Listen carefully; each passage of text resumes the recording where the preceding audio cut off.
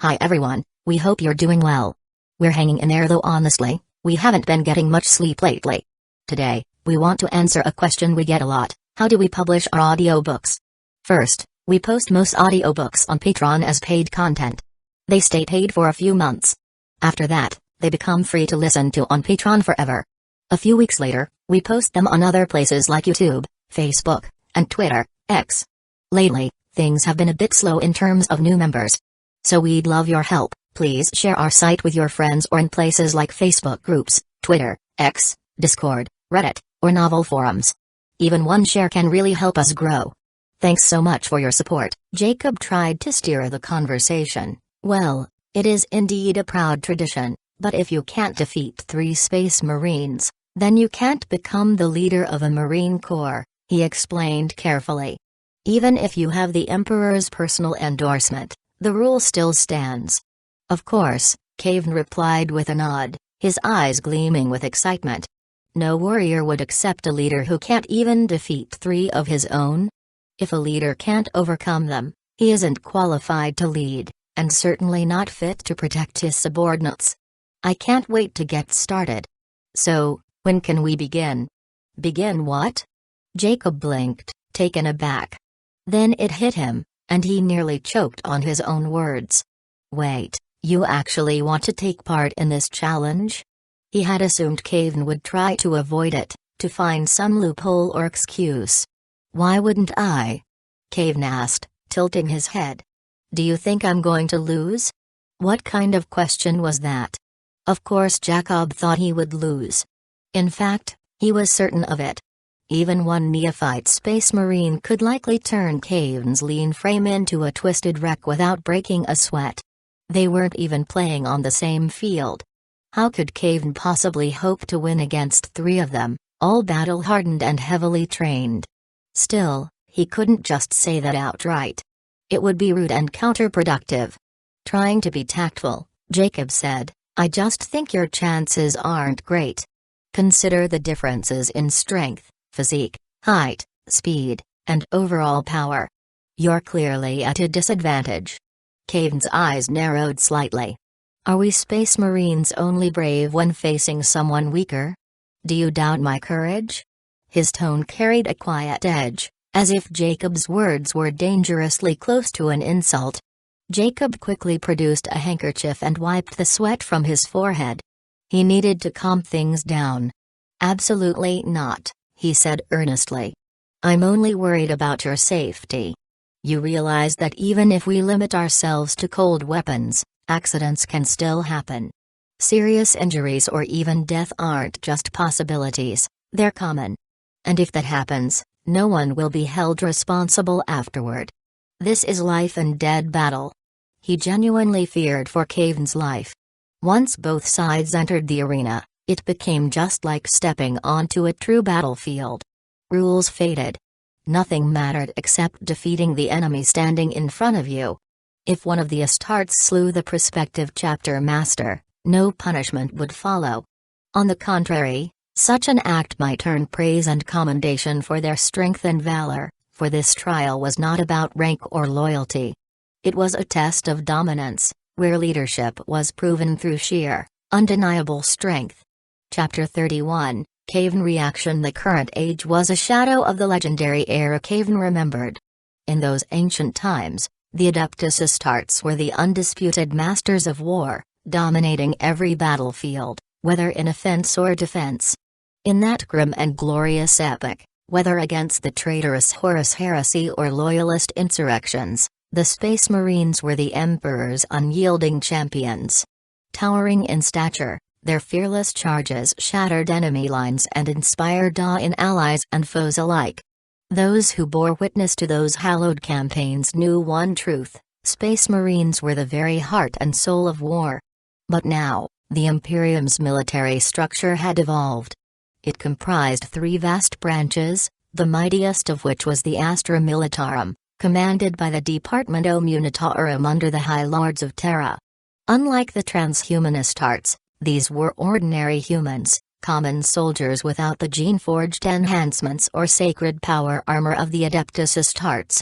Their strength lay in their sheer numbers, waging war across countless worlds with unending waves of infantry, armored divisions, and planetary bombardments. Through relentless attrition and overwhelming force, they ground down the enemy. In terms of raw military power and presence, the Astra Militarum now stood as the Imperium's dominant military force. Another significant military force within the Empire was the Adeptus Sororitas, the militant arm of the Ecclesiarchy, a group of zealously devout women armed to the teeth with advanced weaponry and fanatical conviction. Aside from the faithful masses who revered them, nearly everyone else in the Empire kept a wary distance from this ferocious sisterhood. Meanwhile, the once renowned Space Marine Corps had long since lost its former splendor, and the relationships among the Empire's three main military branches grew increasingly tangled. Budget disputes and struggles over control of resource-rich galaxies often led to small-scale conflicts. Though covert skirmishes flared constantly, the three groups maintained a brittle veneer of harmony in public. Still, when compared to the other two main forces, the Space Marine Corps could not claim any particular advantage in overall might. For the Space Marine, raw power was everything, the core measure of their worth. That's why creating any new regiment held immense strategic value, signifying a tangible boost to their collective power. However, the process of forming a new regiment was no simple matter. It required passing stringent reviews from multiple departments, and the Space Marine Corps couldn't just set it up at will. Yet Kayvaan, holding direct mandate from the Emperor himself, would face fewer hurdles. With that backing, he could potentially establish a new chapter and place it under his own control. In the beginning, events played out exactly as Jacob had planned. He carefully set the stage, using the environment and a few friendly words to lower Kayvaan's guard. Once Kayvaan relaxed, Jacob revealed the harsh truth of the situation. According to Jacob's calculations, Kayvaan would then panic or become discouraged. That moment of vulnerability would give Jacob the leverage to pressure Kayvaan into giving up actual command of this newly forming chapter corps. The precious Imperial Commission wouldn't go to waste. It would simply be transferred from Kayvaan's hands to those Jacob preferred. While Kayvaan would remain the figurehead leader of this new regiment, the real authority would be surrendered willingly, or so Jacob thought. Yet Kayvaan reacted in an unexpected way. He didn't seem to care about the risk to his life at all. In Jacob's view, this was pure madness rather than courage worthy of any admiration. "Will you not pursue responsibility afterwards?" Kayvaan asked calmly. "In other words, even if I were to kill those soldiers, would I face no consequences?" Jacob rolled his eyes. He found it hard to imagine that this slender, unassuming young man could even scratch a single Space Marine warrior. Still, he maintained a polite tone. "In theory, that's correct. But historically, no new commander has ever actually killed those who issued the challenge. After all, it's more of a ceremonial test. The purpose is just to make the soldiers recognize their own limits, giving them a benchmark to strive toward, not to spill blood." "I see," Kayvaan replied, unfazed. "I'll be mindful of what I do. Shall we begin now?" "Now?" Jacob repeated, caught off guard. "Yes, the sooner the better," Kayvaan insisted. "I'm about to command a brand new chapter corps. There's a lot I need to take care of, and I can't afford to waste time on long-winded formalities." Jacob was stunned. He had laid out all the facts and tried to dissuade this young man from risking his life, but Kayvaan still insisted on completing the procedure as quickly as possible. Jacob had no grounds or authority to refuse. Trying to maintain his composure, Jacob clapped his hands, summoning the servants. "Very well," he said. "You heard him. Prepare the arena. Master Kayvaan here will face 3 Space Marine warriors immediately." One of the servants leaned in to whisper a few words to Jacob, causing him to frown momentarily. He soon relaxed, though, and raised his voice. "It's fine. Hurry up and make the arrangements. I'll take Mr. Kayvaan to the arena right now. Don't keep us waiting." The servant bowed and left. Jacob then turned back to Kayvaan. "Before we proceed, You'll need to sign a document acknowledging the risks. If something happens out there, no one bears any responsibility. Jacob also reminded Kayvaan to change into more suitable combat attire. But Kayvaan waved this off. That won't be necessary. Without another glance at his own clothing, he strode straight into the arena. The so-called arena was actually a massive, cleared-out church, so enormous it seemed designed for giants. Even with thousands of spectators, the place wouldn't feel cramped. High above them, a golden cross gleamed, symbolizing the faith in the God Emperor that held this empire together. Inside, 3 muscular soldiers stood waiting. Hands clasped behind their backs, legs firmly planted, they exuded an intimidating presence. They wore identical uniforms, long black military boots, blue trousers, and snug white vests stretched over their bulging physiques. Just by looking at them, you could sense the raw power radiating from their bodies. This was Kayvaan's first time stepping into a real, life-or-death battle. He had imagined that in this kind of situation he would be shaking uncontrollably with fear, terrified down to his core. Now, he was indeed trembling, but not for the reason he first thought. His hands wouldn't stop shaking, yet Kayvaan knew perfectly well that it wasn't fear coursing through them, it was excitement. He could feel his own breath turning hot, and his heart began to pound faster and louder. Kayvaan felt the blood in his veins heating up, as if it were starting to boil. Even though his body wasn't as strong as it was 9,000 years ago, he could still feel that ancient longing for battle stirring inside him. His soul, too, yearned for a fight. Despite all of Jacob's mistakes, he had gotten one point right. In this strange new world, fighting was the only thing Kayvaan truly recognized. No matter what else happened, struggle and violence were what defined him now, what he understood and excelled at above all else. When the two halves of Kayvaan's soul, one from the distant past and one from the present, met within him, their fate seemed sealed. No matter which side prevailed, in the end, Kayvaan would be someone who fought and killed.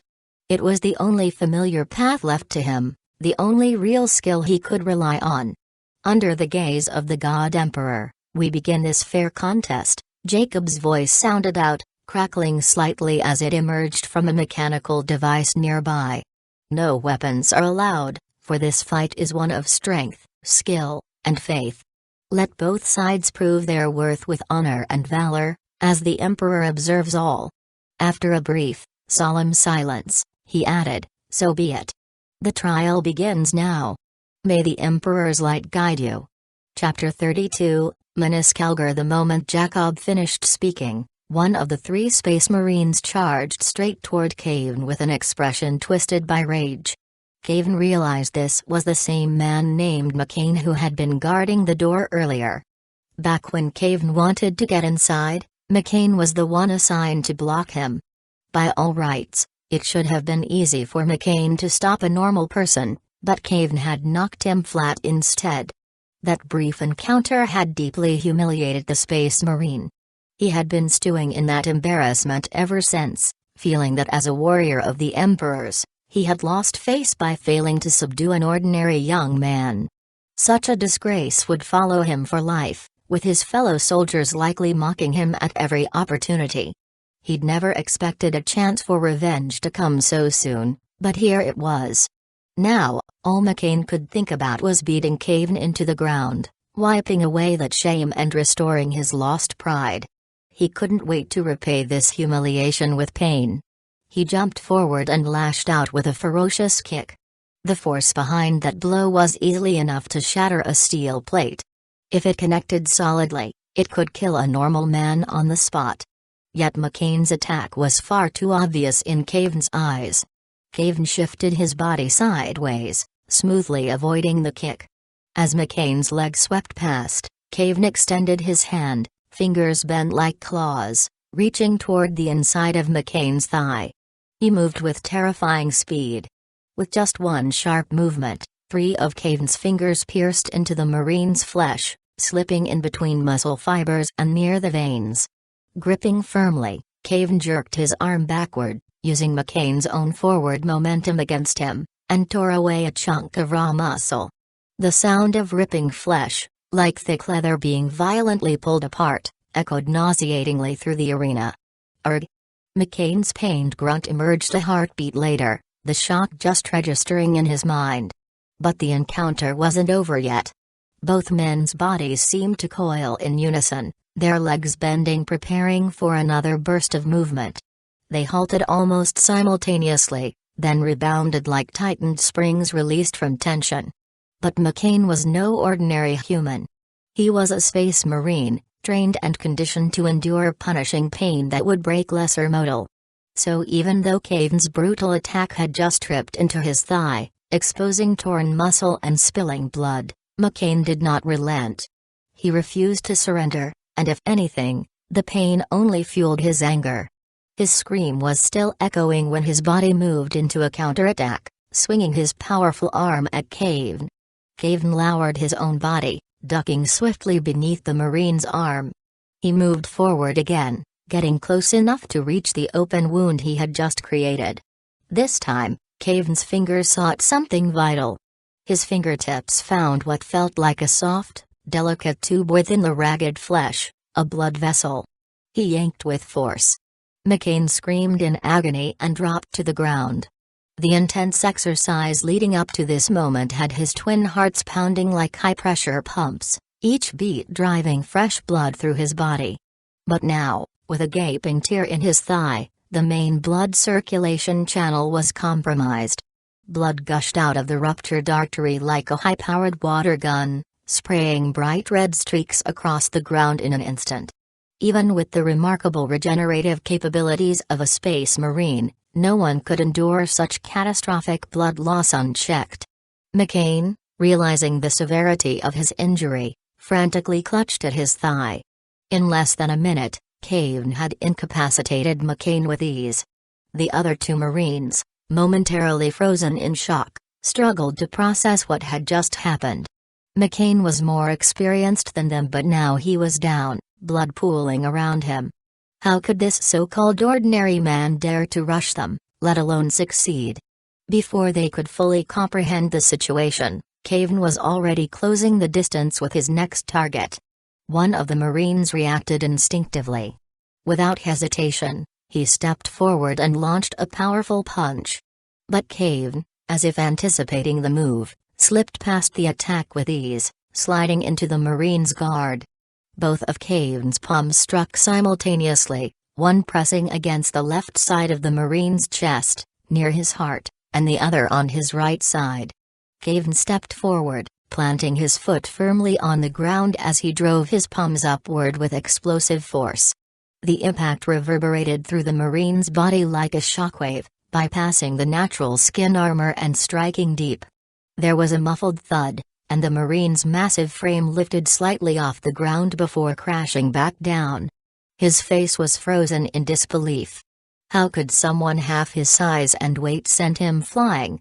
As his body hit the dirt, he felt an eerie lightness, as though floating. Then, darkness took over. He collapsed. The third Marine, wide-eyed, stared at the scene in front of him, his mind racing. Two Space Marines, elite warriors of the galaxy, defeated in mere moments by a single man. He wasn't afraid, but the sheer absurdity of the situation left him shaken. "What kind of witchcraft is this?" he bellowed, trying to mask his unease. Blood dripped steadily from Kayvaan's fingers, painting his hands in crimson. His dark eyes gleamed coldly as he spoke. "What do you think?" Without waiting for an answer, Kayvaan charged. The last Marine roared defiantly and swung both fists at Kayvaan with all his might. But Kayvaan ducked effortlessly, weaving through the blows. Slipping between the Marine's legs, Kayvaan struck a precise blow to his tailbone with a backhanded slap. He spun around swiftly, inhaled deeply, and launched a flurry of attacks at the Marine's unprotected back. Fists, palms, fingers, every strike landed accurately, each one designed to bypass the Marine's armor and exploit his weaknesses. The assault lasted only 3 seconds, but the damage was devastating. As abruptly as it had begun, Kayvaan's onslaught stopped. He exhaled slowly, stepping back to assess his work. The final Marine remained standing for a moment, his massive frame swaying slightly. Then, like a felled tree, he collapsed, his body clashed with a loud bang against the ground. In another room, an older man watched the entire spectacle unfold on his screen. His voice, calm yet commanding, broke the silence. 1 minute and 3 seconds. That's all it took for him to take down 3 of my veteran Marines. Jacob, it seems you've made another unnecessary decision. Jacob, standing nearby, visibly trembled. He had come here expecting to witness Kayvaan's defeat, but instead, he was facing an even greater nightmare, Marneus Calgar, the Commander-in-Chief of the Ultramarines Legion. Sir, I thought you were leading a patrol. Jacob stammered, his voice barely steady. Marneus's expression remained unreadable, his tone unwavering. That was the plan. However, the Imperial Palace recalled me. Someone else is leading the patrol in my place. Jacob swallowed hard. Then. What brings you back here, sir? Chapter 33, We are here to serve. That's none of your concern, Marneus replied curtly. His focus then returned back to the arena. Who was he? Standing in the arena is the new chapter master, a hero from the Great Crusade, preserved for centuries in stasis. Though his curse makes him appear as an ordinary man, his skills and instincts remain those of a warrior forged in the Emperor's service. Just like Lord Robout. Robout Guilliman, the Avenging Son, was the Primarch of the Ultramarines and one of the Emperor's 20 gene-forged sons. During the Horus Heresy, he remained steadfastly loyal to the Emperor, leading his legion to victory against the traitor forces. After the war, Guilliman undertook the monumental task of restoring the shattered Imperium, bringing order to the chaos that threatened its collapse. He was the architect of the Codex Astartes, a sacred tome that redefined the structure and doctrine of the Adeptus Astartes, and oversaw the second founding, dividing the vast legions into smaller, independent chapters to safeguard against future rebellion. But his story was not without tragedy. During a battle against the traitorous Emperor's children, Robout Guilliman was gravely wounded by Fulgrim, his brother Primarch, who used a blade tainted with dark, unnatural power. The wound to his throat was severe, and the poison from the blade was too deadly for even the Imperium's best healers to treat. His body now rests in stasis, preserved within a life-suspending machine in Makrag's Temple of Correction. Although Mr. Kayvaan isn't on the same level as Lord Robout, I must admit he is a hero of the Empire, Jacob explained. He survived the legendary era and carries a reward personally granted by the Emperor himself, an appointment to establish a new Space Marine chapter. But today, for someone like him, such a responsibility feels too heavy. That's why I see this as an opportunity. So, your plan was to scare him into giving up command, and then convince him to hand the reins over to you? Marneus smirked. That's a foolish strategy. Astartes don't fear humiliation. We don't even understand fear. I didn't mean to humiliate him, don't bother denying it, Marneus interrupted, his tone icy. Tradition dictates that 3 neophytes challenge a captain to prove their worth. But you sent in 3 veterans against an unaugmented human. That wasn't a trial, Jacob, it was an execution. It wasn't meant to go that far. Jacob stammered. Please, Lord Marneus, believe me. I never wanted to kill him. I just thought. If we scared him, he'd realize he isn't fit to lead a chapter. Without the genetic modifications, without the surgeries, he can't truly command a Space Marine chapter. This is an opportunity to strengthen our forces. Surely you understand the precarious position the Space Marines are in right now. But instead, it's your veterans who are humbled, Marneus said, his gaze shifting to the arena as a 4th Space Marine entered, his steps heavy with fury. And now you've disgraced yourself. The newcomer's voice thundered across the arena, laden with anger. What treachery is this? What heretical trickery did you use? Kayvaan blinked in surprise before recognizing the man approaching him. It was the same Space Marine he had confronted at the gate earlier. You're? Kayvaan gestured toward the pale-faced Marine lying on the ground nearby. McCain was clutching his own aorta, trying to stem the alarming flow of blood. You're Captain Adams, right? That's right, the Marine growled. The 3 men you just defeated, those are my soldiers. Veterans. Tested by war. And yet you, a mere human, brought them down. What sorcery is this? No sorcery, Kayvaan said calmly, shrugging. If you watched the fight closely, you'd see my victory was fair. Fair? Adams's voice rose in disbelief. I watched every second. When Jack accused you of using witchcraft, you didn't even deny it. And how in the Emperor's name could you hurt a Space Marine with your bare hands? McCain's leg was injured, Kayvaan explained casually. He had surgery recently, and probably to treat residual ossification syndrome, a rare condition in veteran Space Marines where their bones become too hardened over time due to their enhanced physiology. This can cause stiffness in joints, reduced flexibility, or minor pain during rapid movements, making them slightly less agile in combat. While he's mostly recovered, there's still a subtle imbalance in his movement. It's not hard to spot if you know what to look for. His inner thigh has a slightly different texture, which suggests recent scarring.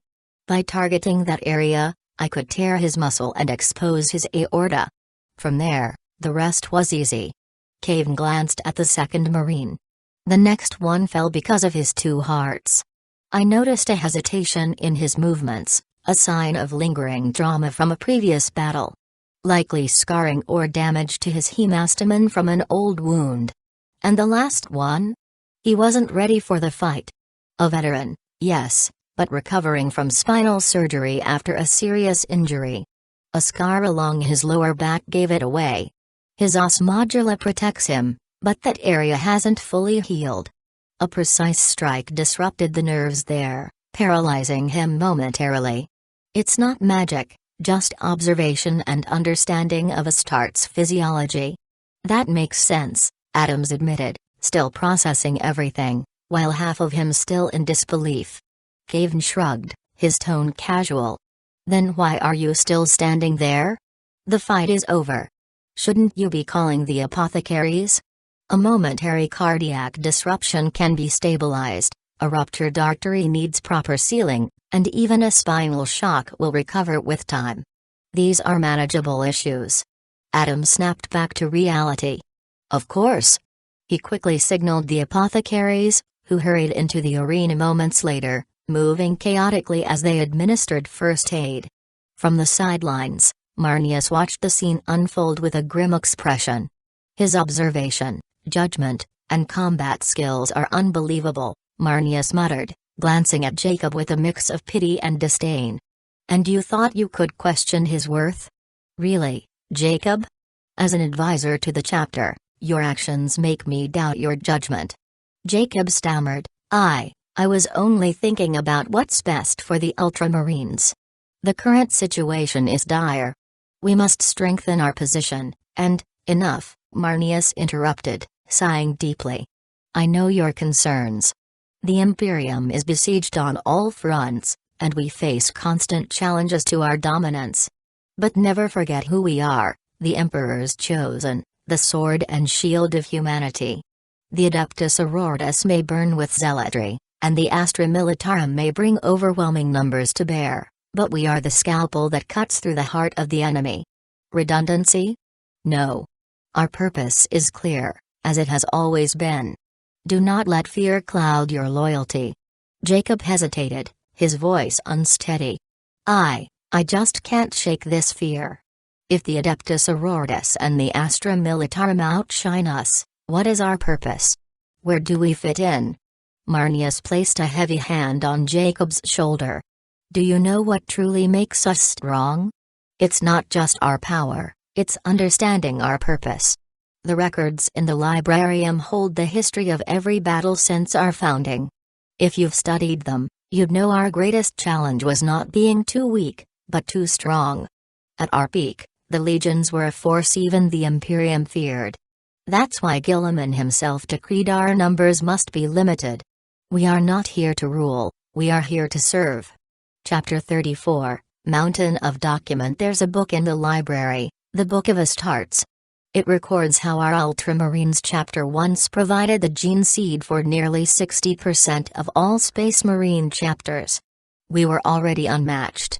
But raw strength alone is meaningless. The flames may destroy more effectively, and the sledgehammer may strike harder, but only the sword remains in the knight's hand. Jacob, we are the Emperor's sword. Don't forget that. Jacob nodded slowly, the fear in his heart easing. I understand. Good. Then go and congratulate Kayvaan. He's our new chapter master, and he'll need your support. The Eastern Fringe is critical to the Imperium's future, and we need strong leaders there. Marnius turned to leave but stopped at the doorway. Oh, and tell Adams and his team to take care the next penal training cadre. Let them reflect on their failures while preparing our neophytes for the battles ahead. Discipline is forged through duty, not leniency. He then glanced back at the thin figure in the arena.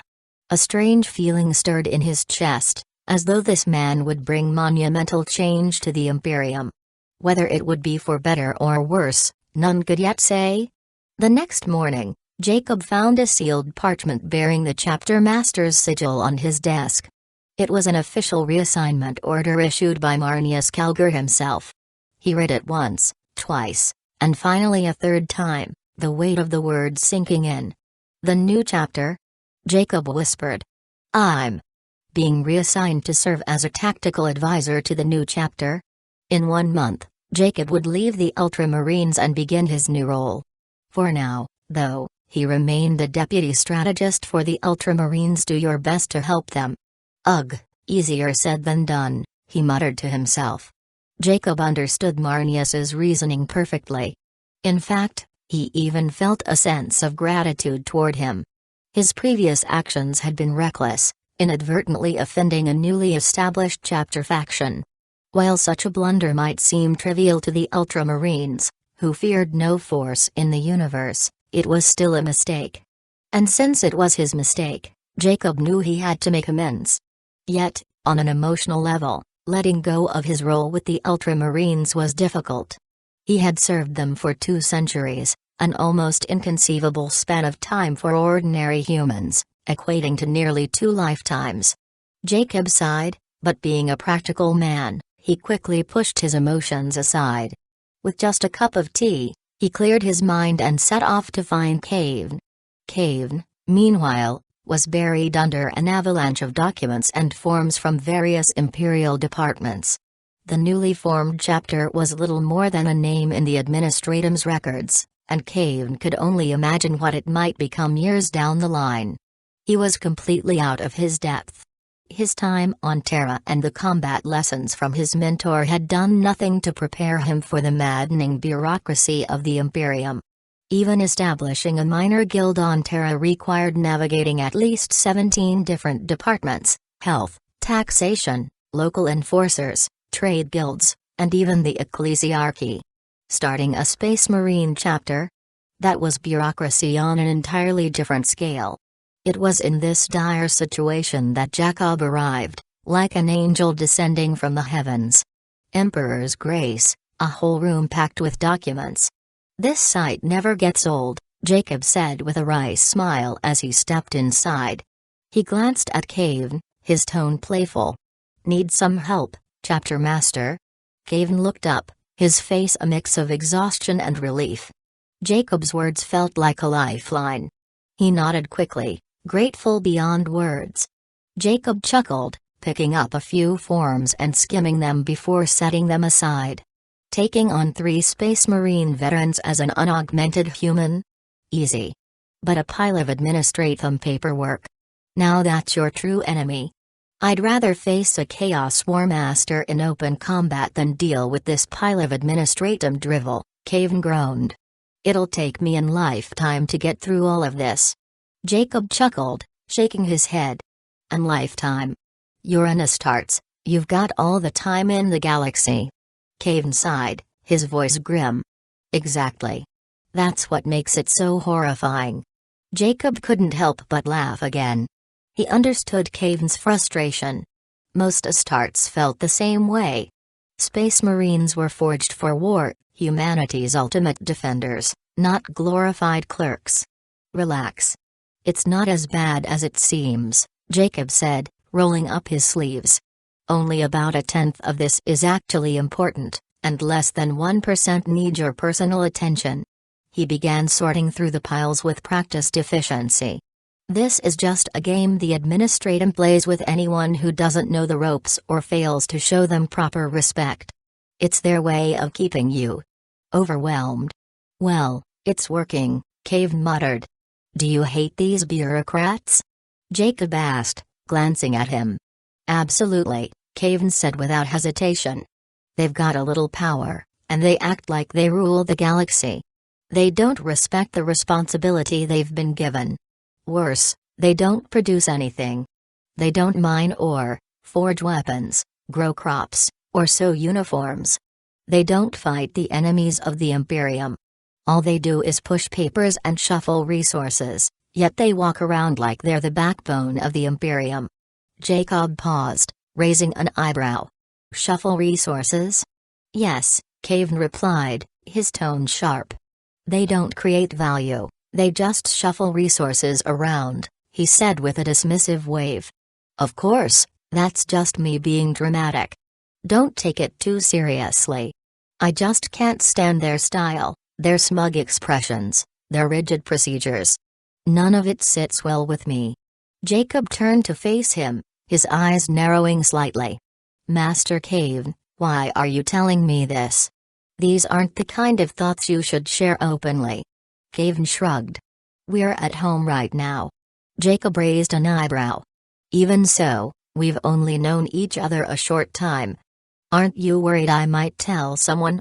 Kayvaan chuckled lightly. And if you did? What's the worst that could happen? I'm just venting. Jacob shook his head. Words like that can make enemies, ones you can't see.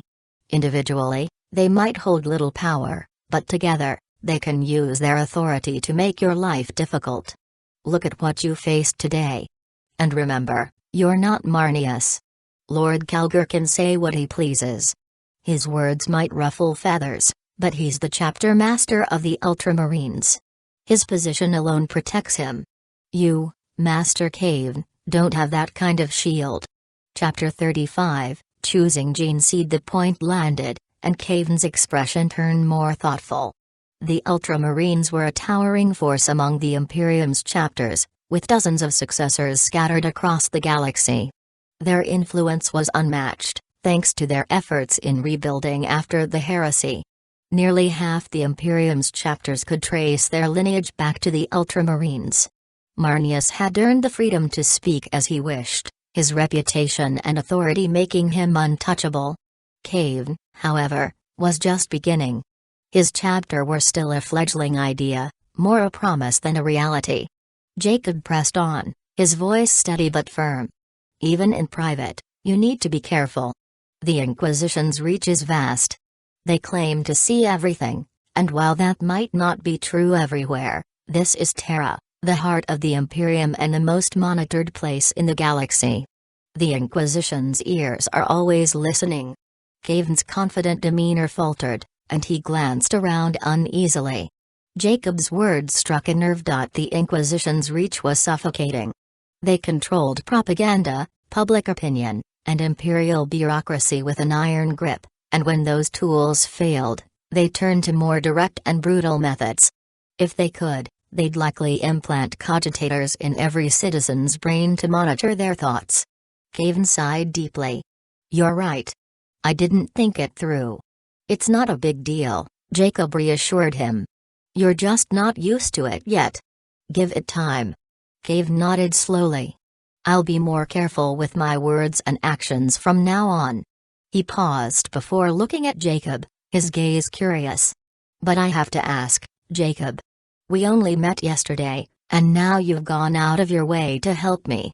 I'm grateful, truly, but there must be another reason you're here, isn't there? Jacob smiled faintly. Not at all, Master Kayvaan. I came here today purely to assist you. He paused before continuing. In a month, The official transfer order will be issued. When that happens, I'll be serving as your strategic advisor. I thought, why wait? The work to establish your chapter begins now. Building a regiment isn't something you can rush.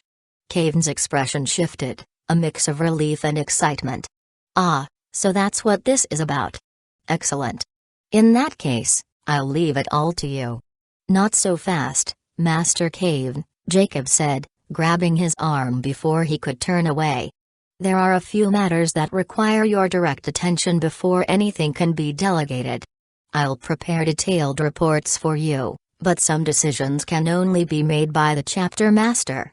Ah, I see, Kayvaan replied reluctantly. What do I need to do? Jacob pulled 3 neatly bound documents from the mountain of papers on the table and laid them before Kayvaan.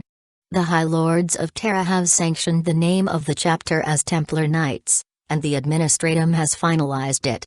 Now comes the first and most critical decision: you must choose the genetic lineage of your chapter.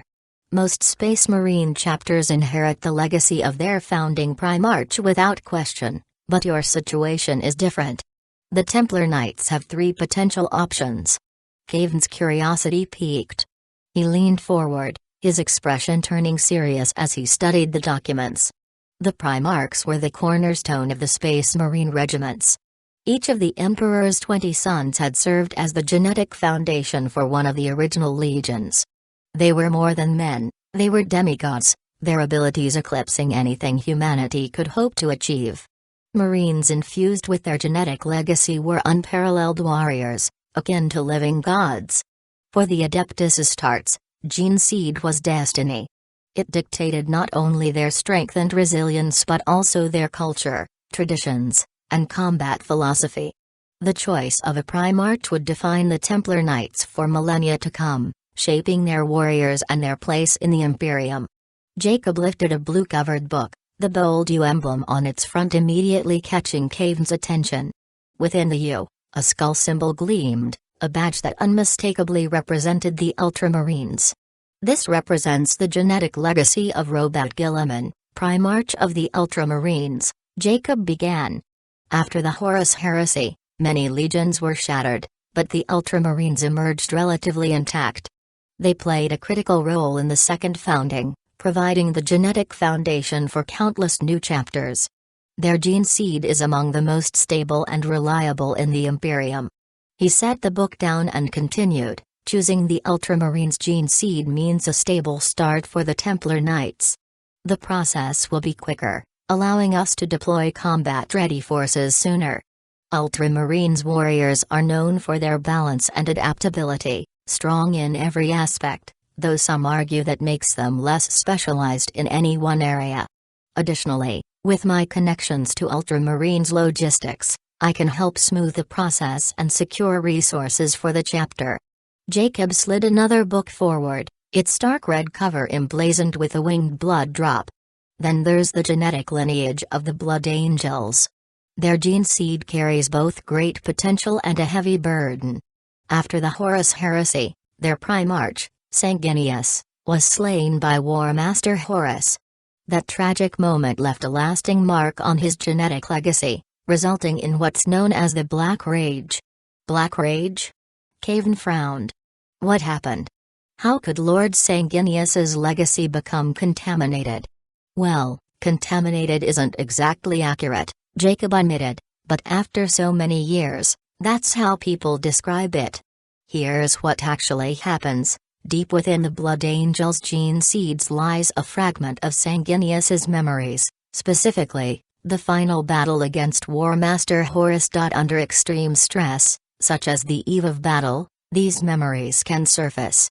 Those afflicted believe themselves to be Sanguinius, reliving his final moments during the Siege of Terra. This state grants them incredible strength and resilience, drawing on their Primarch's immense power. But the cost is their sanity. They see allies as enemies, and the battlefield becomes a twisted vision of Sanguinius's last stand. The Black Rage is both a blessing and a curse for those who inherit it. Kayvaan nodded slowly. I see. Jacob continued, if we choose the Blood Angel's gene seed, Our warriors would inherit some of Sanguinius's power, which would make them extraordinary fighters. Those with strong wills can resist the Black Rage. Those who can't are still incredibly effective in combat and are usually grouped into the Death Company, a force specializing in devastating frontal assaults. The downside is significant, though. Warriors who succumb to Black Rage rarely recover. For a small new chapter like ours, where every soldier is precious, high sacrifices are a steep price to pay. Kayvaan sighed. We can't afford too many losses. Every soldier matters. Jacob reached for the last book, its cover black as midnight. This is the genetic legacy of the Raven Guard. If you choose this, your warriors would excel in stealth, infiltration, assassinations, and sabotage, tactics perfectly suited for a smaller chapter like ours. His tone darkened as he continued. But the Raven Guard's gene seed has its own flaws. During the heresy, their genetic material was nearly destroyed during the catastrophic events on Istvn and Korax's later attempts to replenish their numbers. The implantation process is highly unstable, with a low success rate. Kayvaan raised an eyebrow. Wait, didn't the Raven Guard destroyed? Chapter 36, Two-Member destroyed? Jacob frowned, thinking for a moment. I haven't heard much about them lately, so it's possible. But it's more likely they've gone dark, conducting some secret mission. It's their style, keeping everything under wraps. To be honest, I can't confirm their status, but we could investigate their homeland if this concerns you so much. Who told you they were destroyed? Inquisitor Elizabeth, Kayvaan replied. Jacob scoffed. Ah, the Inquisition.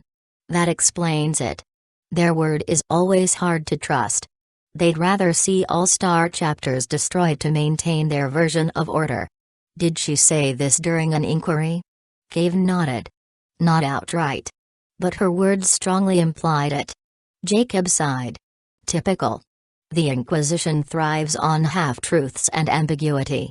They create webs of doubt and fear, isolating and breaking down their targets. It's a method designed to expose hidden weaknesses or deviations, and they apply it ruthlessly to anything or anyone they can't control. His tone hardened. Given your unique situation, it's no surprise they'd single you out. Kayvaan's expression darkened. I was cursed, but that's all in the past, he said sharply, steering the conversation away. Let's talk about the Raven Guard. Jacob leaned back slightly, unfazed by the abrupt turn in the conversation.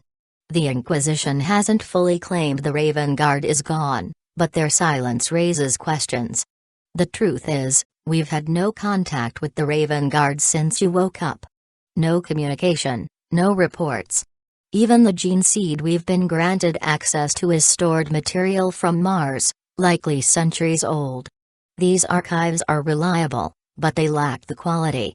I get that, Kayvaan replied, frowning. But here's what I don't understand, why don't people living on Terra have any real information about an active chapter? We can't even confirm if they're still operational. Jacob didn't answer right away. Instead, he countered with a question of his own. Do you know how many active Space Marine chapters the Imperium has right now? No idea, Kayvaan admitted. In one of the official reports, the number of active chapters was estimated to be between 989 and 1021, Jacob explained. But that's just an estimate. Even the Imperium itself doesn't have an exact count.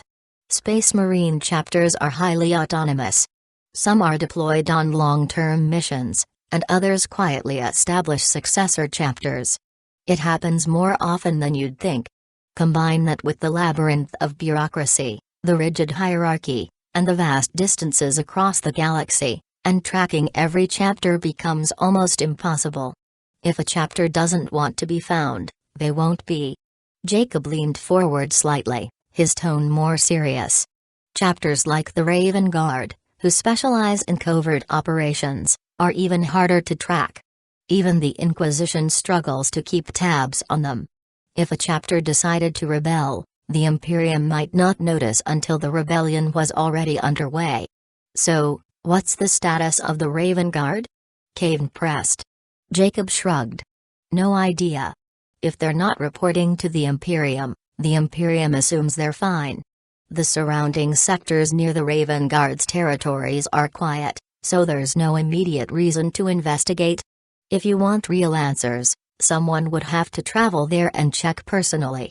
But right now, there's no pressing need for that. Kayvaan sighed, pushing the thought aside. There were more urgent matters at hand. His eyes turned to the books before him, each outlining the strengths and weaknesses of different gene seeds.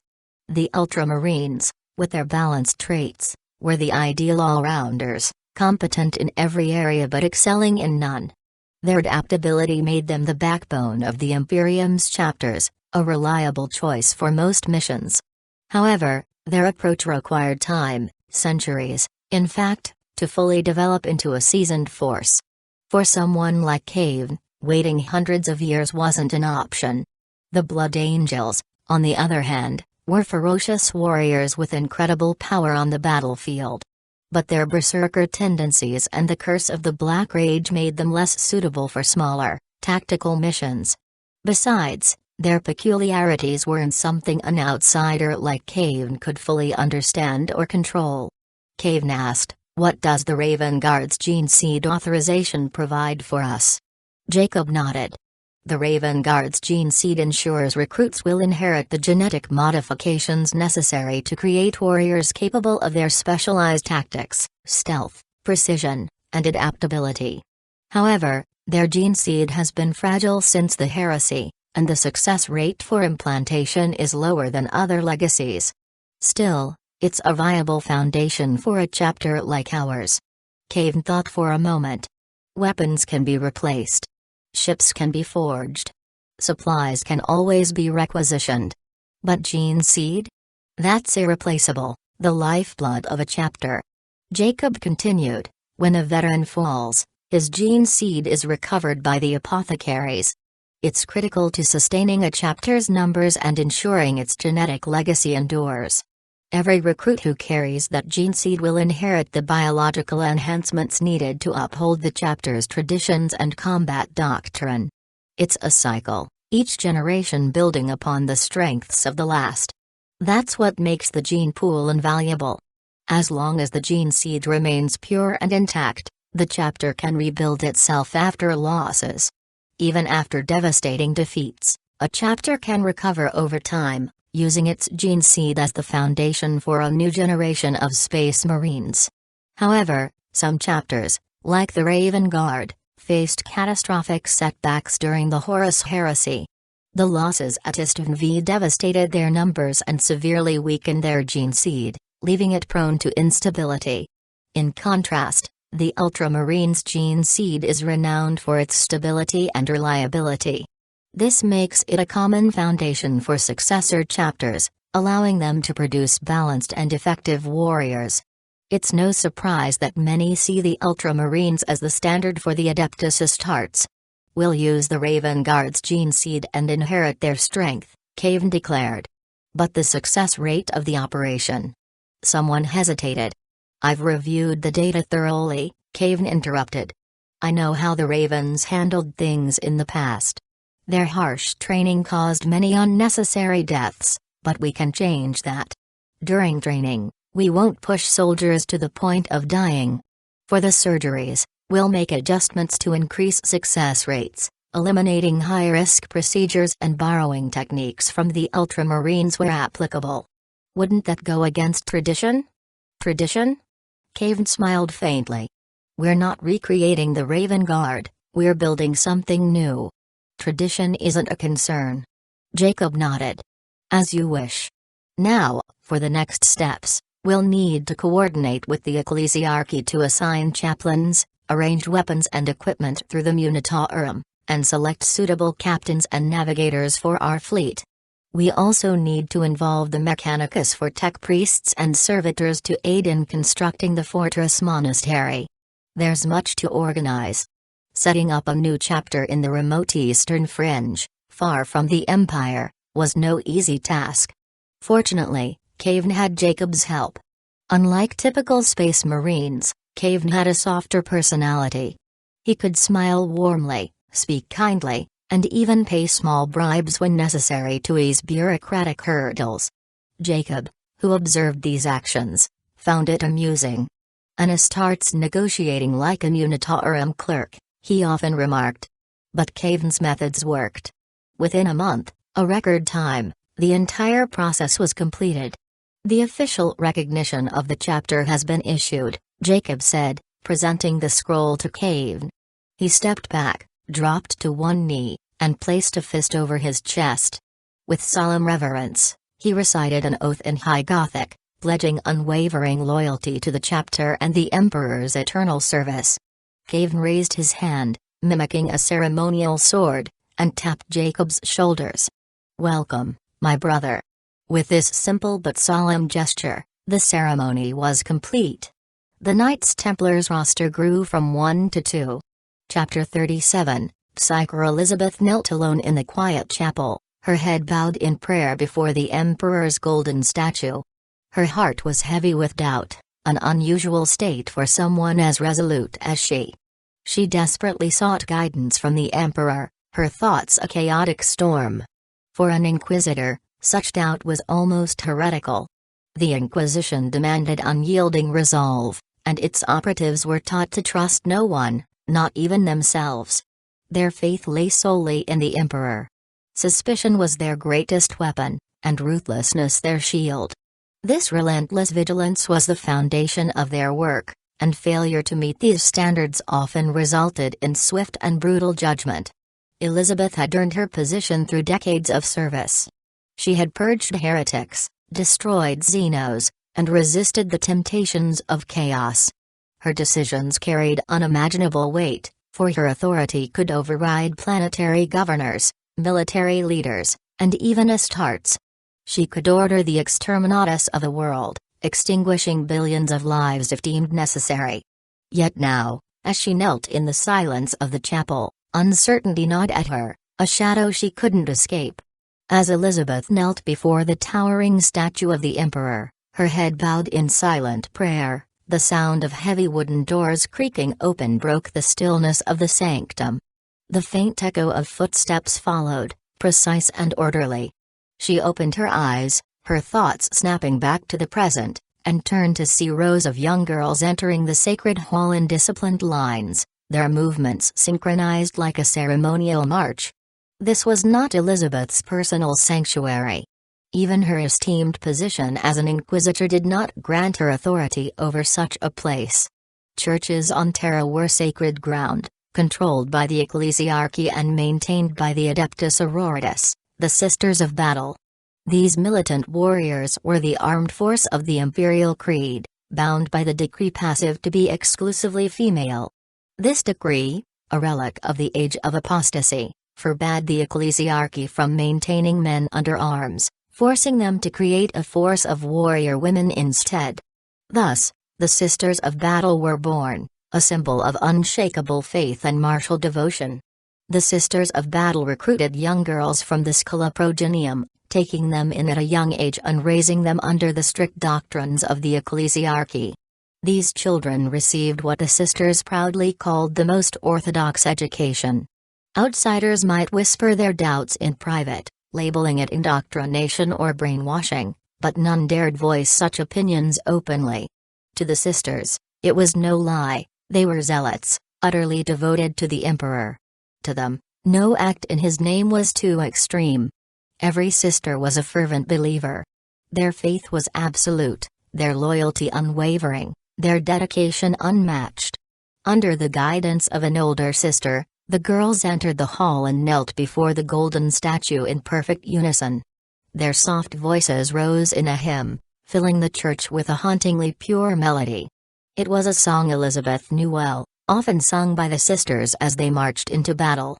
For a moment, the tender, earnest voices stirred something deep within her heart. Almost unconsciously, she found herself humming along to the familiar lyrics, a spirit to Dominatus, Domini, Libra nos, from the lightning and the tempest, our Emperor, deliver us. From plague, temptation and war, our Emperor, deliver us. From the scourge of the Kraken, our Emperor, deliver us. From the blasphemy of the fallen, our Emperor, deliver us. From the begetting of demons, our Emperor, deliver us. From the curse of the mutant, our Emperor, deliver us. Amort perpetua, Domini, Libra nos. That thou wouldst bring them only death, that thou shouldst spare none, that thou shouldst pardon none, we beseech thee, destroy them. The hymn carried Elizabeth back to a distant memory, to her earliest days in the Schola Progenium. It was the first song she had ever learned, sung alongside her fellow initiates as they trained. For Elizabeth, those days felt like salvation. The training was strict, but she remembered waking each morning to sunlight streaming through barred windows. The walls shielded her from the biting wind, and the roof kept out the relentless rain. She had a clean cot, simple blankets, and a meal waiting for her. No death. No hunger. No beatings. No cruel words or kicks to endure. For an orphan who had survived by scavenging scraps on the streets, this life felt like a blessing. Praying to the Emperor each day gradually replaced her fear with purpose. Most of the girls in the school had similar stories. They were orphans, abandoned or left destitute by war, famine, or the countless tragedies that plagued the Imperium. The sisters gave them shelter, food, and a cause. Elizabeth cherished this life and worked tirelessly, excelling in every lesson and task. Her dedication to the Emperor steeled her resolve and honed her skills. She passed the grueling trials to become a sister of battle and fought in countless wars, her faith unyielding. Elizabeth thought her life would continue this way, burning with the Emperor's righteous fury until her inevitable fall on the battlefield. But one mission changed everything. It was a perilous assignment, her unit tasked with purging a demonic incursion.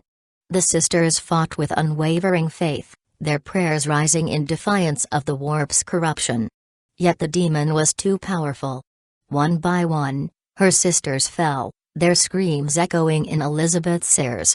She pressed forward, her voice trembling as she recited the Emperor's holy verses, her faith unbroken even as despair gripped her. Elizabeth would never forget that moment. As she faced certain death, she cried out to the Emperor, her voice trembling with desperation. The demon closed in, its cruel laughter echoing in the shattered ruins. Then, something inexplicable happened. It was as though her prayers had been answered directly. The world around her seemed to ripple, and the demon was torn apart, its form disintegrating as if struck by invisible forces. Psykers are rare in the Imperium. Their powers stem from the warp, a dimension of chaotic energy that exists parallel to reality. What humans call psychic power is the ability to channel the warp into the material world. But the warp is not an empty void, it teems with predatory entities, demons and worse. Psykers shine like beacons in the immaterium, their presence impossible to hide. The most powerful psykers, known as Alpha level, are said to burn like stars in the warp. For demons, they are irresistible prey. If a psyker succumbs to possession or is overwhelmed by a demon, their body becomes a gateway, allowing the warp to bleed into reality and granting the demon a foothold in the material world. Warnings about the dangers of psychic power were as old as humanity itself. The Imperium's teachings echoed those ancient fears. The warp is no gift from the Emperor, but a realm of chaos. Unchecked, it invites destruction. These warnings were no fiction. Countless worlds had been consumed by the warp's horrors, leaving the Imperium no choice but to enforce strict regulations. The rule was clear: if psychic power could not be controlled, it must be destroyed. Chapter 38, Battle. Sister Hilsa Elizabeth was sent to the Scholastica Psychona, the Imperium's institution for psyker training. There, she was taught to control her abilities, resist demonic influence, and shield her presence in the warp. For untrained psykers, resisting a demon's invasion was nearly impossible. But those who survived the Psychona's grueling regimen stood a chance of serving the Imperium. As always, Elizabeth excelled in her training. She mastered the techniques to hide her light in the warp, outwit the entities that prowled its depths, and wield her abilities as she will. Upon graduation, She was sanctioned and assigned to the Ordo Hereticus, the branch of the Inquisition tasked with hunting witches and heretics. The Academy's choir performance ended, and the young girls filed out in neat rows, their voices fading into the stillness of the hall. Yet Elizabeth's mind was restless. There were questions she couldn't shake. The higher-ups of the Inquisition seemed reluctant to dig further into one particular question: was Kayvaan truly what he seemed? Or was he something far more dangerous? The Inquisition's higher-ups seemed divided. Some argued that Kayvaan, now far beyond the Imperium's reach in the distant Eastern Fringe, posed no immediate threat. The Eastern Fringe was a realm of chaos and shadows, a region where Imperial influence was tenuous at best. Even finding a reliable star map of the area was a challenge. Others, however, saw complacency as heresy in itself. Whether Kayvaan was an enemy, or even a demon, no longer mattered. As far as the Inquisition was concerned, he was someone else's problem now. Still, there were whispers. The higher-ups had plans for Kayvaan and his newly forming chapter. For now, they seemed content to let him go, hoping perhaps to turn his journey to their advantage. Another reason for their inaction was Elizabeth herself. As the Inquisitor responsible for reviewing Kayvaan, she had found no solid evidence of his corruption. Yes, he bore the curse of Slanesh, one of the most feared chaos gods among demons.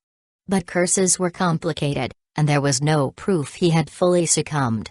Executing him without evidence would only invite backlash, tarnishing the Inquisition's reputation. And Kayvaan was no ordinary man, his background made him a dangerous adversary. But Elizabeth couldn't let it go. Her conscience and sense of justice screamed against the idea of turning a blind eye. What if Kayvaan truly was a demon? What about the people under his command? How long before they became his unwitting pawns, or worse, his victims? Elizabeth didn't believe him. Her intuition whispered that there was something off about Kayvaan, something she couldn't ignore. Elizabeth had learned to trust her instincts. "Elizabeth?" A familiar voice called out, pulling her from her thoughts. She turned her head and froze. A young sister in a pristine white robe stood before her, her slender figure framed by the sunlight streaming through the arched windows. The nun's golden hair, styled in a simple, doll-like cut, shimmered as she smiled. Her delicate features, round nose, small mouth, and big, expressive eyes, radiated both warmth and innocence. "Is it really you, Elizabeth?" "It's me, Hilsa. Do you remember me?" The young woman's voice was filled with disbelief and joy. Elizabeth's eyes widened in surprise as the familiar figure stepped into the hall. "Sister Hilsa?" she asked, her voice steady but tinged with disbelief. "By the Emperor's grace. It is you." Elizabeth and Hilsa had grown up together. They had faced countless challenges side by side, building an unshakable bond over the years. But after becoming battle sisters, they had been assigned to different groups, separated by duty and the relentless chaos of war. To meet again, alive and well, was nothing short of a miracle. Their reunion was like a rare beam of sunlight breaking through storm clouds. For a moment, the weight of duty and war seemed to lift, and they spoke as they once had. "I've been blessed with command," Hilsa said, gesturing to the heraldry on her armor. The golden cross, etched with the Roman numeral 3, marked her as a sister superior. "The Emperor has granted me the honor of leading a squad of battle sisters." Elizabeth's smile faltered, and her expression grew somber. "Me? I can't fight anymore." Hilsa's eyes widened, her expression one of restrained concern. "What happened, sister?" Elizabeth sighed, her gaze dropping to the floor. "I encountered an enemy beyond anything I had faced before. My sisters. They all fell in battle. I was the only one who survived." Her voice faltered, heavy with sorrow. "When I returned, I was deemed unfit for active service. They reassigned me to advisory duties within the ecclesiarchy." Hilsa's brow furrowed. "Unfit for service? You? That doesn't sound like the Sister Elizabeth I know. You were the finest among us, The most disciplined, the most faithful. If anyone could endure, it would be you. Elizabeth forced a bitter smile. There's no choice. Orders are orders. I have to accept it. Hilsa's gaze softened, but there was a glint of understanding in her eyes. And yet, here you are, serving the Emperor in your own way. She paused, leaning slightly closer. Tell me, Elizabeth, are you truly working for the ecclesiarchy? Elizabeth's expression tightened, and she remained silent. Hilsa smirked knowingly. I see. So, it's true. You've been seconded to the Inquisition. Elizabeth's eyes widened in surprise. How did you? Hilsa chuckled softly. Sister, we trained together. I know you better than you think. The Emperor's light shines brightly on you, and your skills have always set you apart. You may wear a different mantle now, but your purpose remains the same. Elizabeth's heart skipped a beat.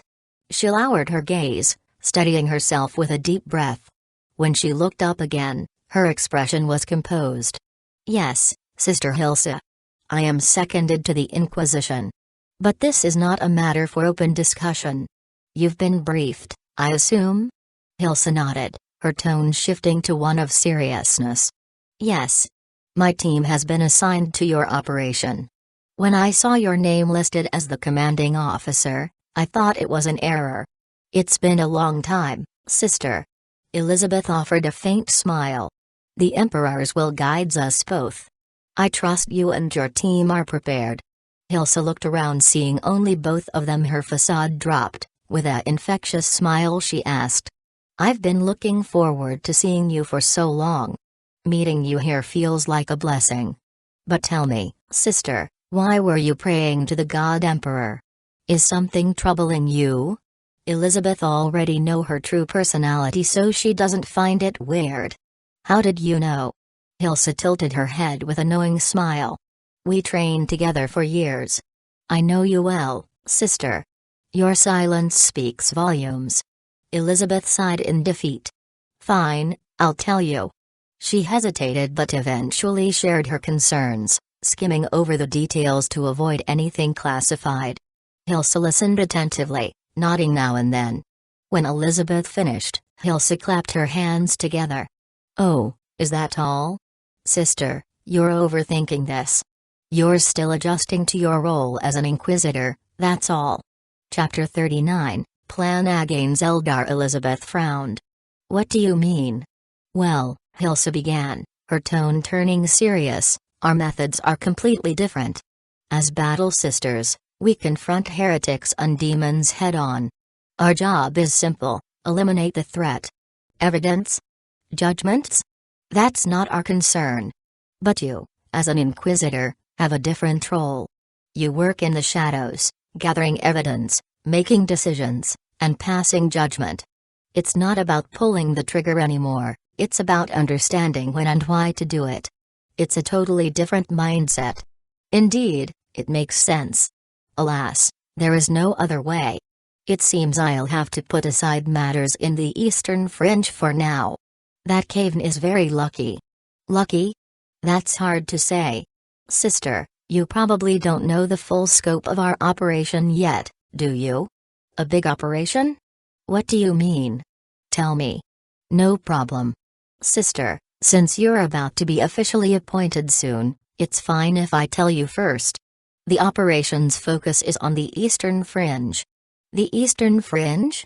Yes, the Eastern Fringe. Hilsa laid out everything she knew. The Inquisition is gearing up for a massive operation in the Eastern Fringe. The task force includes 12 Inquisitors, 68 interrogators and their attendants, and 2 regiments of battle sisters. This formidable group will be sent to the Eastern Fringe to establish control. It seems that with recent stability across the Empire, the Inquisition has freed up some resources. Naturally, the higher-ups aren't going to let their forces sit idle. The leaders decided it was time to bring the Eastern Fringe under the Inquisition's authority. While the long-term goal is to secure the region entirely for the Emperor, the immediate focus will be on exploration, groundwork, and laying the foundation for future expansion.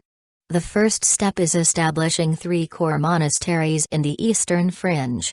These monasteries will serve as the Inquisition's bases in the region, and future operations will revolve around them.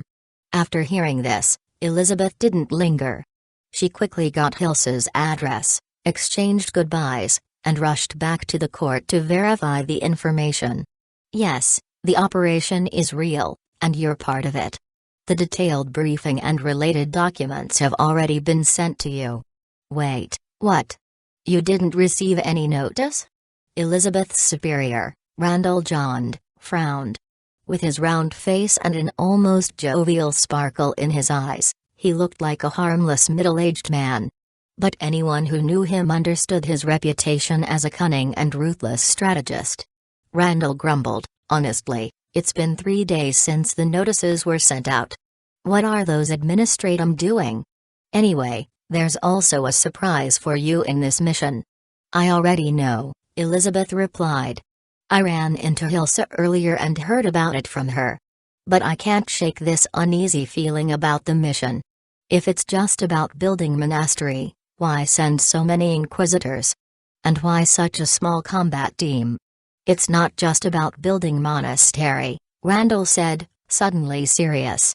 If it were, we'd leave it to the Mechanicus. This mission is about waging war, a war in the shadows.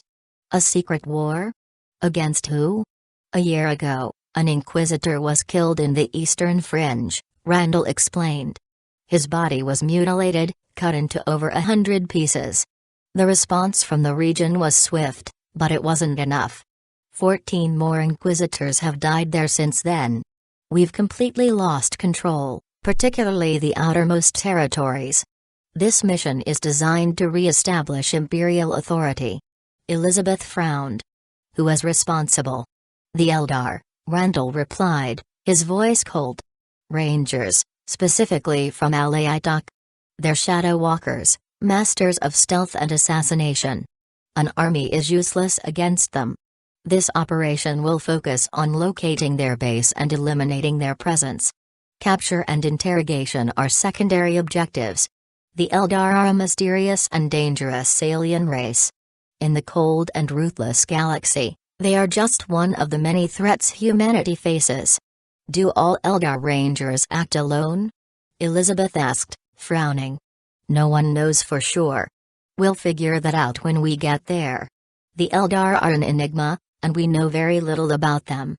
Hopefully, this operation will change that.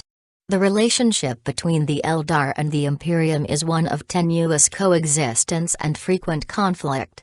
On rare occasions, they have fought alongside humans to face mutual threats, such as chaos incursions or rampaging orc hordes. But they're far from allies. Battles between humans and the Eldar are frequent, and trust is non-existent.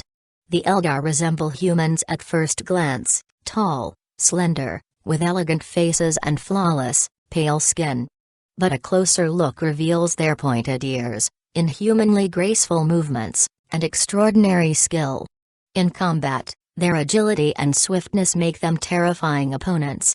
Randall continued, they are cold, calculating, and utterly ruthless. They view humanity as little more than a tool or an obstacle to their survival. Trusting them is a fool's game. The Empire's disdain for the Eldar runs deep. If given the chance, the Imperium would gladly wipe them from existence, for humanity alone should rule the galaxy. The Eldar are seen as unreliable at best, potential slaves for the mines or specimens for museums, nothing more. Yet, the reality is far less straightforward. The Empire has no clear way to deal with the Eldar, for they don't live on planets. Instead, they inhabit enormous, drifting vessels known as craft worlds. These craft worlds are colossal ships that float in the endless void, far removed from the warmth of stars or planets. Their smooth towers rise into the dark, their domes gazing out into the infinite emptiness of space. Without the light of a star to illuminate them, the task of finding even one craft world is nearly impossible. The galaxy is simply too vast, the void too deep. Finding an Eldar craft world is not just like searching for a needle in a haystack, It's thousands of times harder, a task even the gods might fail to accomplish. Where am I supposed to be stationed? Elizabeth asked, her tone as serious as ever. Randall sighed, pinching the bridge of his nose. You're so impatient. Can't you wait until the formal orders arrive? Elizabeth's frown deepened, but Randall continued before she could voice her objection. Very well. Let's review the data, he said, unrolling a cracked and faded star map onto the table. With a gauntleted finger, he traced the edge of the Imperium's holdings and tapped a shadowed region. It's somewhere in the eastern fringe. Beyond reliable astropathic reach. Elizabeth's eyes narrowed at the map, her lips thinning in disapproval. This isn't a map, it's a relic. How do you expect anyone to navigate this? Randall shrugged. The information is what it is. The eastern fringe has always been a patchwork of half-truths and guesswork. The true frontier of the Empire. Yeah, the map's a bit outdated, updating it is part of your job.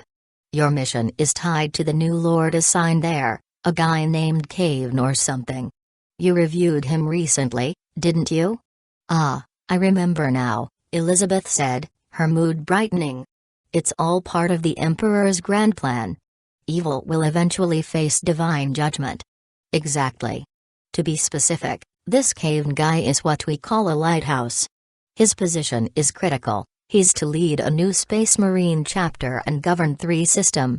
He is expected to fend off weaker enemies on his own and at least hold his ground against tougher ones. Your job is to shadow him, keep a safe distance, and report back. Help him when necessary, but don't make it obvious. You're the eye, watching from the shadows. The Inquisition will cover any expenses, so don't be stingy. Elizabeth blinked in disbelief. Help him?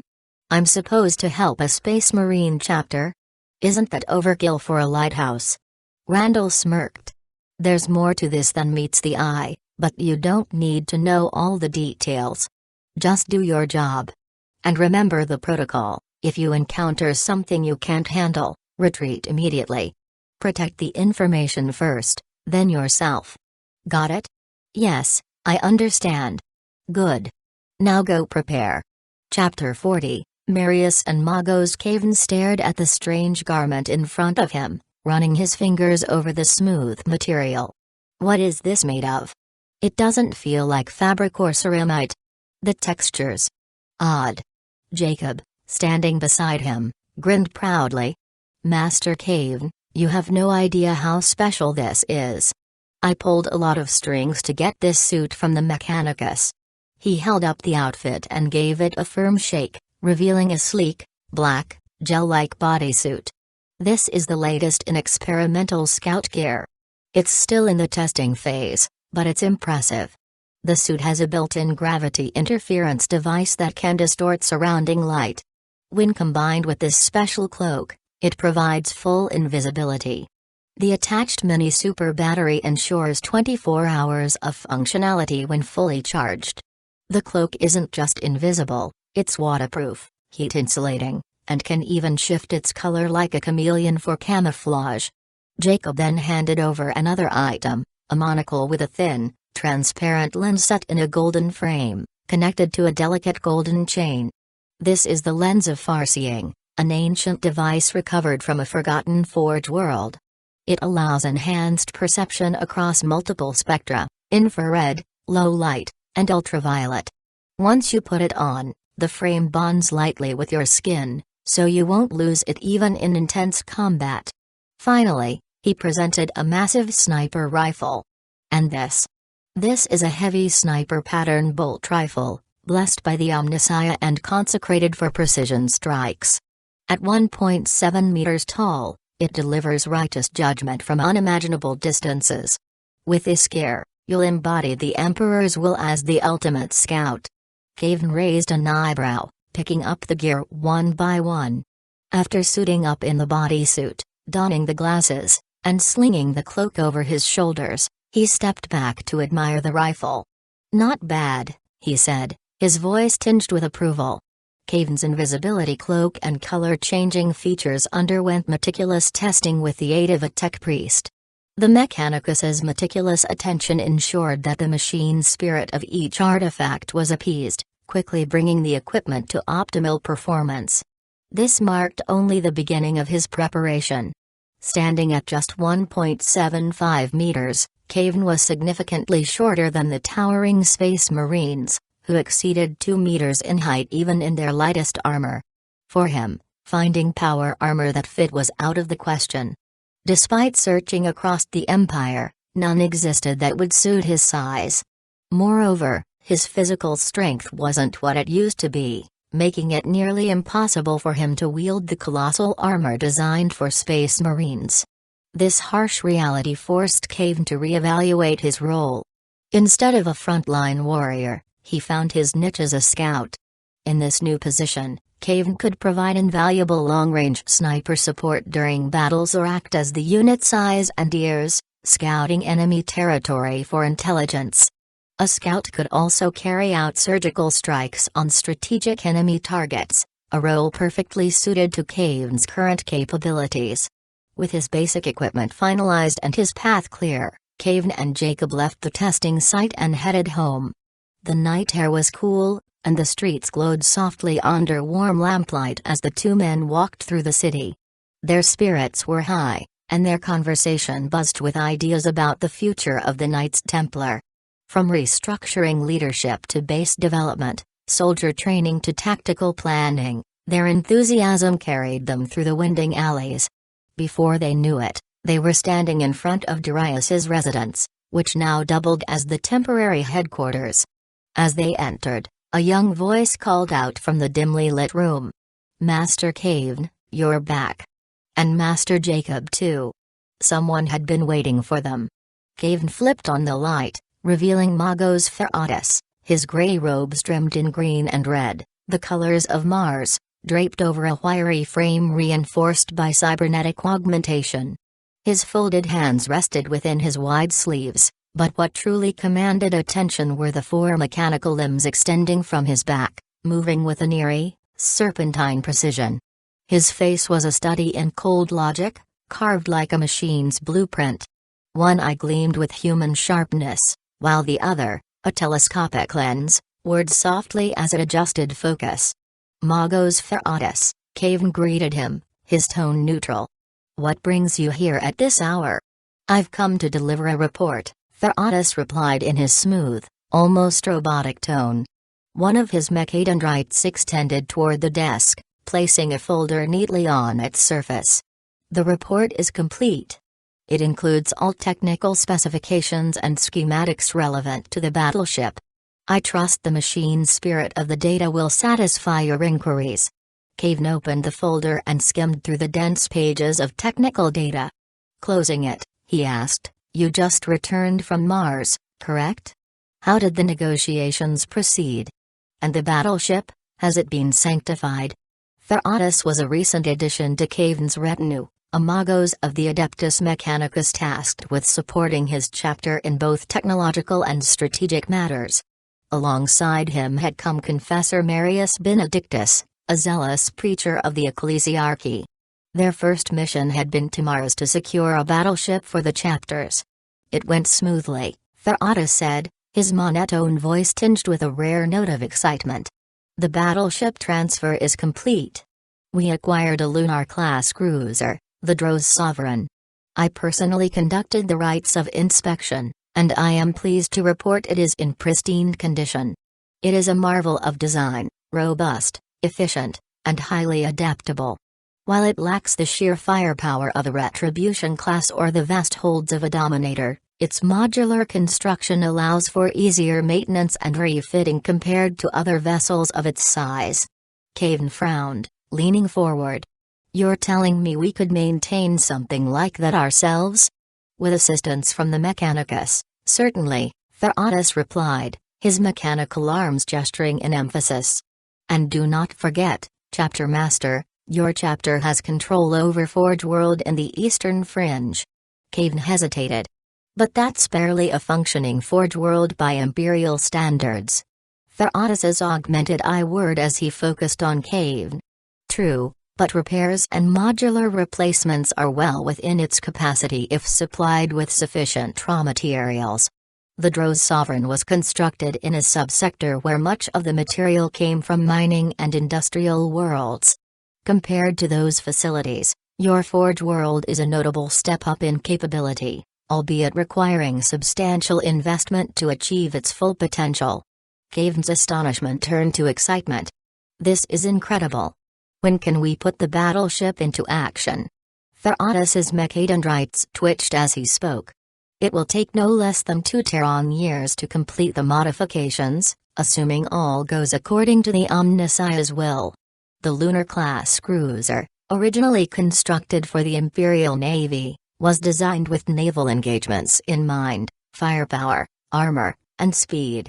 While excellent for fleet actions, certain modifications are required to align it with the needs of the Knights Templar. As he spoke, a mechanical arm extended from Theraudas's servo harness, retrieving a data scroll encoded with sacred schematics. The arm unfurled it onto the table with precise, mechanical efficiency. "Observe," Theraudas intoned, pointing with another mechadendrite at a section of the schematic. "This is the primary crew deck, positioned in the most stable portion of the ship. It has been designated as the site of a grand sanctuary to honor the Emperor. Construction has already begun under the supervision of Confessor Marius, who remains on Mars to ensure the spiritual sanctity of the work." Chapter 41, Ebony Shadow Kayvaan studied the schematic, his mind imagining the grandeur of a sanctum aboard such a vessel. The lunar-class cruiser, though considered a medium-sized warship by Imperial standards, was still an immense construct. Its sheer scale dwarfed anything conceived in human history before the age of the Imperium. Aircraft carriers of ancient Terra would be but specks compared to its massive hull.